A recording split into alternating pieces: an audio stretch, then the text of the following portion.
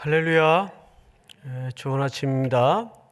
우리 영상으로 예배하는 성도님들도 주 안에서 축복합니다.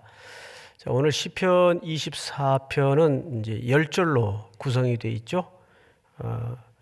우선 세 문단으로 구분을 먼저 하고 내용으로 들어가면 이해가 훨씬 빠를 것 같습니다. 1, 2절이 한 문단이에요. 1, 2절. 그리고 3절에서 6절까지 또 구분이 되죠. 그리고 7절서부터 10절까지 이렇게 세 문단으로 구성이 되어 있는데, 우선 이 시는 예전 때 사용하는 시예요. 성전에 백성들이 하나님의 법궤를 메고 들어갈 때 이 시를 통해서 노래를 부릅니다. 성전에 법궤를 메고 들어간다는 것은 어떤 시대적 배경을 암시하냐 하면 큰 격변 끝에 이제 완전한 회복과 성소의 중심이 되는 법궤가 이제 제자리를 찾는 그런 의미로서 이 시가 구성이 되어 있다는 것을 염두에 두시면 좋을 것 같습니다. 자, 그러면 24절 우선 두 절만 먼저 제가 좀 읽겠습니다. 땅과 거기에 충만한 것과 세계와 그 가운데 사는 자들은 다 여호와의 것이로다.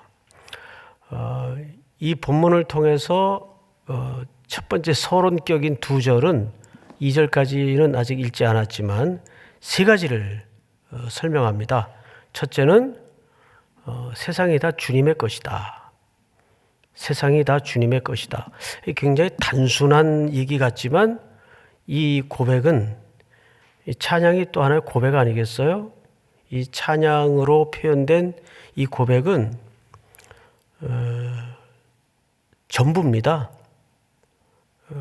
우리 신앙 고백의 전부가 그 안에 담아진 거예요. 세상은 다 주님의 것이다. 여러분들도 그렇게 믿고 하루를 출발하십니까? 세상은 다 주님의 것이다.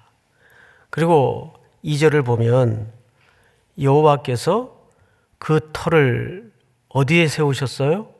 바다에 세우심이며 강들 위에 건설하셨도다.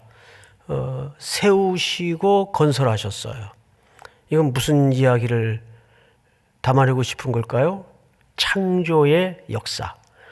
그러니까 세상은 다 주님의 것인데 이 세상을 누가 창조하셨다는 거죠? 하나님이 창조하셨다는 거예요. 그래서 원래 히브리 본문을 보면 2절을 이렇게 시작하는 접속사가 있어요. 왜냐하면 세상이 다 주님의 것이에요. 왜냐하면 그분이 지으셨기 때문에. 이 또한 우리 성도들에게 어마어마한 고백입니다. 믿습니까? 기억하세요. 첫째, 세상은 다 주님의 것이다.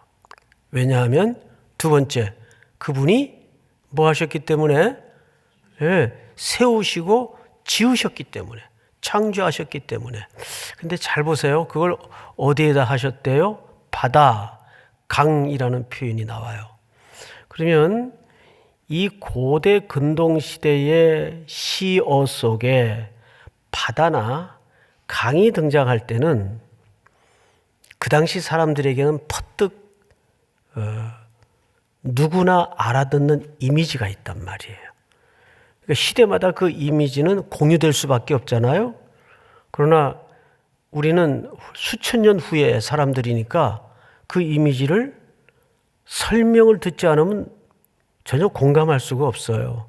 그러면 수천 년 전 쓰여진 이 시인의 글 속에 바다 또는 강을 동원해서 표현할 때는 무슨 뜻이 되냐면 혼돈과 무질서. 이게 강과 바다가 갖는 고대 근동 사람들의 이미지예요. 그런데 거기에다 하나님께서 세우시고 어떻게 하셨어요? 만드셨어요. 지으셨어요. 그것은 무슨 뜻이 되냐면 창세기부터 일관된 하나님의 작업이에요. 이 땅에 아무것도 존재하지 않을 때 상태는 어땠죠? 흑암이요 혼돈이었습니다. 근데 그때 하나님께서 최초로 만드신 것이 빛이 있으라. 빛을 만드셨어요. 빛. 이 빛은 훗날 뭘로도 은유적으로 설득이 되죠. 말씀 또는 진리. 그리고 그 빛은 예수 그리스도로 또 설명이 됩니다. 그렇듯이 하나님께서는 어떤 무시무시한 흑암과 무질서와 혼돈을 잠재우시고 거기에 승리를 하신 겁니다. 그래서 우리가 세상은 다 하나님의 것이다. 이유는 그분이 지으셨기 때문에. 그리고 또 보십시다. 3절을 볼까요? 이제 3절부터는 다른 주제가 등장을 하는데 여호와의 산에 오를 자가 누구며, 여러분 이런 표현을 시편을 읽다 보면 자주 만난단 말이죠. 여기도 여호와의 산, 저기도 여호와의 산. 여호와의 산이 이렇게 많았었나? 그 얘기가 아니고 시온산을, 성전이 우뚝 세워져 있는 언덕 위에 세워져 있는 시온을 가르칠 때 여호와의 산이라고 그 시적인 표현을 하는 거죠. 그러니까 여기서는 여호와의 산은 바로 성전을 가리킵니다. 자, 그러면 여호와의 산에 오를 자가 누구며 그의 거룩한 곳에 설 자가 누구인가? 이 질문이 던져지죠. 그래서 3절은 질문이에요. 그리고 4절은 질문에 대한 순리적이라면 뭐겠습니까? 대답이란 말이에요. 그렇죠? 자, 3절은 뭐예요? 질문이에요. 그럼 자연스러운 순서대로라면 그 다음 절은 그 질문에 대한 뭐겠어요? 대답이란 말이죠. 그 대답을 여러분들이 한번 같이 읽도록 하십시다. 다 같이 시작. 곧 손이 깨끗하며 마음이 정결하며 뜻을 허탄한 데에 두지 아니하며 거짓 맹세하지 아니하는 자로다. 네. 이제 히브리인들의 그 성결법에 관련된 용어가 등장을 해서 이것이 아마도 성결법에 근거한 어떤 의미들이 아니겠는가 이렇게 많이들 생각들을 하는데, 여기서는 그런 의미도 당연히 포함이 되지만 성결법의 차원보다는 하나님의 백성들이 그렇게 세움을 입고 재창조된 하나님의 백성들이라면 적어도 하나님의 산, 시온산에 들어갈 사람들이라면 구원받은 백성들을 전제할 텐데, 그런 백성들이라면 거기에 마땅한 뭐가 있어야 돼요? 순리적인 반응이 있어야 돼요. 그럼 뭘 얘기할까요? 예수 그리스도의 피로 구속받은 백성들의 윤리적 삶을 얘기합니다. 그래서 손이라는 말이 등장을 하는 거예요. 손, 발, 눈, 이런 표현들은 예수님도 자주 사용하셨던 표현인데, 손, 발, 눈 전부 우리의 행위 쪽에 초점을 둔 신체 일부 기능들을 설명하는 거죠. 그러니까 여기서는 어떤 성결법에 근거한 표현보다는 하나님의 성산에 오를 자는 이래야만 그 산에 시온성에 들어갈 수 있다는 말이 아니고, 그 시온성에 들어갈 자격이 마땅히 있는 사람은 하나님께 이런 삶으로 어떻게 해야 된다는 얘기예요? 반응해야 된다는 얘기예요. 이것이 우리 그리스도인들의 선순환적 삶입니다. 믿습니까? 그것을 오늘 하루를 시작하는 우리 속에 오늘도 여러분들의 눈과 손과 발이 선한 행위로 하나님께 영광이 돌려지는 복이 있기를 바랍니다. 그 얘기를 하는 거예요. 자, 그런데 조금 더 구체적으로 볼까요? 4절을 보시면 손이 깨끗하며 마음이 청결하며, 이거 어디서 많이 보던 표현인데요. 우리 마태복음 강의를 듣다가 집중적으로 팔복을 공부했던 기억이 나셔야 됩니다. 여기서 마음이 청결하다 할 때 이 청결은 그런 윤리적 삶을 당연히 포함하지만 동시에 나아가서 어떤 형편과 어떤 상황 속에서도 나뉘지 않는 마음, 오로지 주만 바라보는 삶의 태도를 얘기합니다. 그걸 청결하다 또는 성결하다 이렇게 표현할 수 있어요. 그리고 이제 5절을 좀 한번 제가 읽겠습니다. 그는 여호와께 복을 받고 구원의 하나님께 의를 얻으리니 이는 여호와를 찾는 족속이요 야곱의 하나님의 얼굴을 구하는 자로다. 정확히 같은 말이죠. 그러니까 마음이 청결하고 그 손이 깨끗한 자는 삶과 태도를 동시에 말하는 겁니다. 이 청결하다는 것은 어떤 낭패와 좌절과 절망의 순간에도 끝까지 주만 바랄 수 있는 일관된 태도를 얘기합니다. 그 사람을 뭐라 그런다고요? 마음이 청결한 자. 어떤 것에도 시선이 나뉘어지지 않는 삶의 태도. 그 자는 당연히 선순환적인 반응으로 윤리적인 삶까지를 따라갈 수밖에 없는 거예요. 반응할 수밖에 없는 거예요. 믿습니까? 자, 6절까지는 그래서 3절은 질문이 되고 4절은 대답이 되는데 5절은 그러면 뭐가 될까요? 5절은 약속입니다. 그런 자에게 하나님이 어떤 약속을 하시는가? 어떤 약속을 하셨죠? 복을 받고 구원의 하나님께 의를 얻는다. 그래서 이 말은 그래야만 복을 받고 의를 얻는다는 말이 아니고 사실은 복을 받고 의를 얻은 사람은 그런 삶을 반응할 수밖에 없다. 그 얘기를 확고하게 하는 거죠. 그러면 6절은 뭐가 될까요? 6절은 이는 여호와를 찾는 족속이요 야곱의 하나님의 얼굴을 구하는 자로다. 여기 야곱의 하나님이라는 표현을 썼어요. 야곱은 참 경랑과 파고가 높았던 인생이죠. 그런데도 하나님께서 그를 끈끈하게 지독하게 사랑하신 이유는 딱 하나예요. 이쁜 짓을 해서가 아니고 그가 그럴 만한 덕을 더더욱 쌓아서도 아닙니다. 그건 저나 여러분이나 다 너무 잘 아는 내용 아니겠어요? 근데 야곱이 특징이 하나 있어요. 참 인간적이고 얍삽하고 못된 구석이 있었더라도 마지막에 가서는 하나님을 찾아요. 마지막에 가서는. 베냐민을 내어놓지 않으면 안 될 지경까지 이르렀을 때 그는 결국 항복하죠. 이르면 이르리라. 이르면 이르리라. 그 고독하고 외로운 밤을 지내던 야복 강가에서도 마지막에 하나님이 심판을 선언하시고 떠나려 하시자 붙들죠. 내게 복을 주옵소서.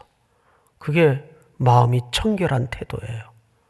뭐 선한 행위를 많이 해서가 아니라. 그래서 예수 믿는 분들은 사실 가만히 하나님이 우리를 사랑하시는 원리를 이렇게 반추하고 묵상해 보면 의외로 삶의 구조는 간단해요.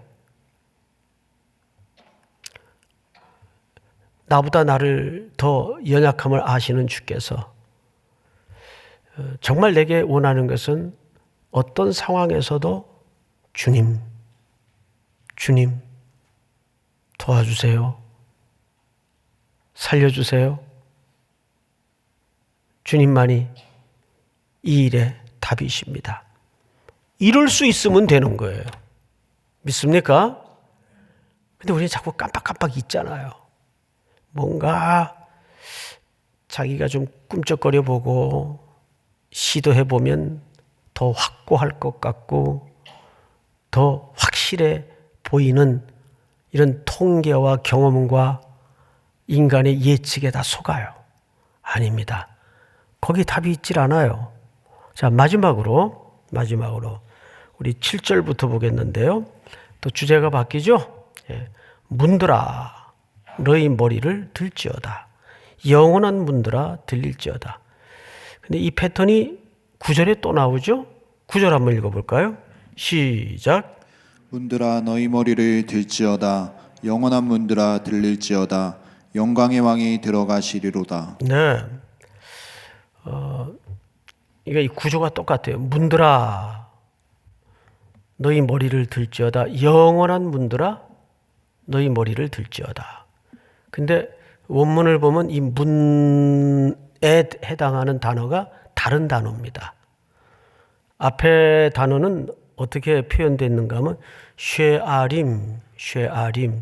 이거 일반 문을 얘기하는 거예요. 이 땅에 무슨 성문 같은 거 일반 문을 얘기하는 거예요.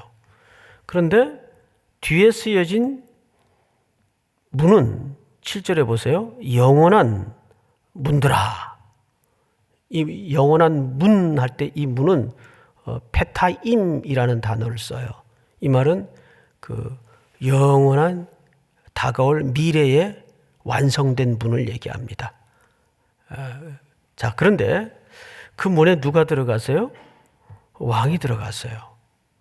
그래서 이 24편 시의 딱 그 주제, 누구든지 이 시편을 읽고 제목을 지어보시오 했을 때 제목을 함축해서 짓는다면 영광의 왕.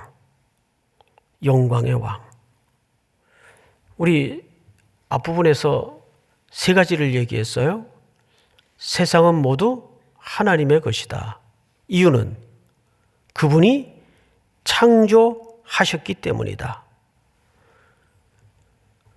뭘 창조하셨다고요? 혼돈과 무질서와 캄캄함을 걷어내시고 거기에 하나님이 우리를 재창조하신 거예요. 그 재창조의 역사는 성경에 전부 뭘로 표현되는지 아세요? 전쟁과 전투로 표현이 됩니다. 그리스도께서 싸우신 거예요. 하나님이 그리스도를 대표케 해서 우리의 구원을 위해 싸우신 거예요. 그래서 오늘 7절 이하서부터 하나님에 대한 독특한 표현 하나가 눈에 띄어야 됩니다. 몇 절을 보시냐 하면 8절. 영광의 왕이 누구시냐? 강하고 능한 여호와시오. 뭐에 능한? 그렇죠. 전쟁에 능한. 그러면 여기서 왜 그 영광의 왕을 전쟁이라는 개념으로 칭송을 올렸을까요? 우리를 구원하시는 것 자체가 하나님의 전쟁이에요. 믿으십니까? 근데 그 전쟁을 오늘도 하나님은 우리를 위해서 쉬지 않으세요. 여러분, 우리가 너무 이 IT 세상에 예측 가능한 시대만 익숙하다 보니까 우리 기독교인들이 저도 그렇지만 많이 잃어버리거나 놓치고 사는 영역이 하나 있어요. 뭔지 아세요? 초자연적인 세계를 놓쳐버려요. 여러분, 보이는 세상이 있다면 보이지 않는 세상이 존재할까요? 안 할까요? 내 눈에 안 보인다고 존재하지 않는 게 아니에요. 여전히 지금도 하나님은 천군을 동원하시고 천사를 사용하셔서 우리 성도들을 보호하시고 예수 그리스도께서 여전히 하늘 보좌에서 우리를 위하여 중보하시고 기도하시고 성령님이 탄식하시고 하나님은 오늘도 우리를 위해서 내가 알게 모르게 수많은 바다와 강 같은 위험 속에서 우리를 위해 뭐 하시는 겁니까? 싸우시는 겁니다. 할렐루야. 그 하나님의 우리 신비주의는 안 되지만 기독교는 신비합니까? 안 합니까? 신비한 거예요. 예측대로 안 된단 말이에요. 눈에 보이는 대로 되지 않는단 말이에요. 얼마나 신묘막측한 일들이 우리 인생사에 많이 벌어집니까? 내가 의도했던 게 이게 아닌데. 늘 그래요. 늘 그래요. 그런데 세상은 다 주의 것이기 때문에 그분이 모든 만물을 새롭게 창조하셨기 때문에 그분이 왕이세요. 이 시편의 주제예요. 오늘도 여러분들이 기도를 간절히 한 끝에 일어설 때면 속에서 밀려 올라오는 고백은 하나님이 영광의 왕이십니다. 전쟁에 능한 왕이십니다. 그분은 우리의 모든 고단한 삶의 또 구원의 문제들을 끌어안고 대신 싸우셔서 지금 뭘 약속하고 계시죠? 영원한 문으로 들어가시는 전쟁에 능한 그 전쟁을 승리로 이끄시는 왕이심을 믿으시기 바랍니다. 기도 제목을 한 2가지 드리겠는데요. 오늘부터 주일날 그 영상 광고를 통해 보셨겠지만 우리 교회가 협력하고 있는 세계 선교대회가 오늘부터 열립니다.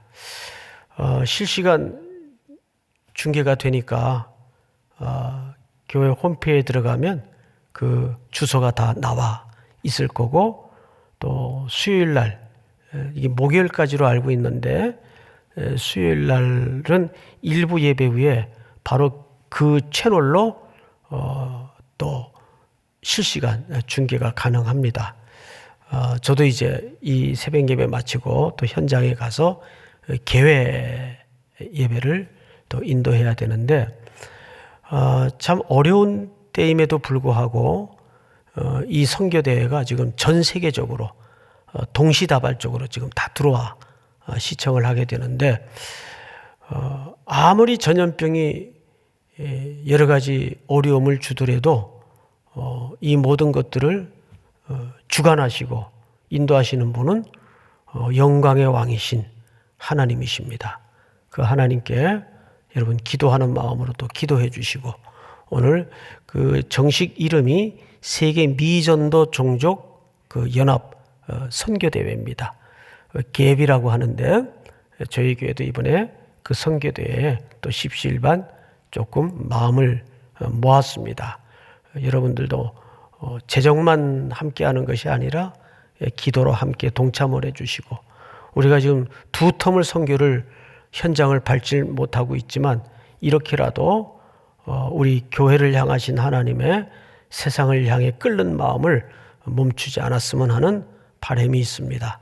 그리고 또 오늘 하루 여러분들이 가지고 나온 기도의 제목을 놓고 우리 한번 주여 부른 다음에 소리내서 기도하십시다.